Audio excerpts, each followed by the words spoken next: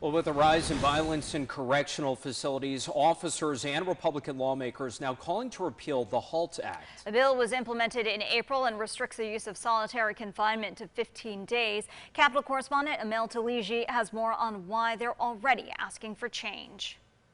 According to the Vera Institute of Justice, they agree with a vast body of research that shows the serious detrimental effects on mental and physical health of spending 22 to 24 hours per day alone and idle in a cell the size of a parking space. And some long-term physiological impacts of solitary confinement include obsessive thoughts, depression, PTSD, and psychosis, which is why advocates of the bill say the HALT Act was necessary. But correctional facilities say inmates are using this to their advantage. Recent data from the Corrections and Community Supervision cites a spike in violence since the bill was put into effect in April. However, co-sponsor of the bill, Senator Louis Sepulveda, says that's not really the case. Anything that you want to write up as an assault at a corrections officer, you can write up. So if an inmate walks by and blows too hard in the direction of the corrections officer, that's considered a violent act against the corrections officer. But Mike Powers says the violence is quite serious. Powers is president of New York State Correctional Officers Police Benevolent Association. Officers' faces opened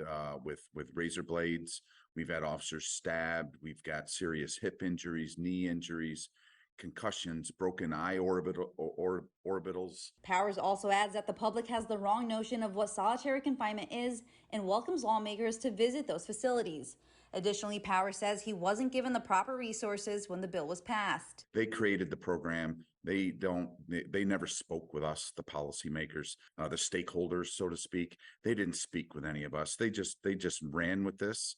They didn't consider the infrastructure changes that needed to happen within our state facilities, which was massive. Powers wants a full repeal, but says in order for HALT to run properly, they would need more staffing. Reporting in Albany, Amel Taligi.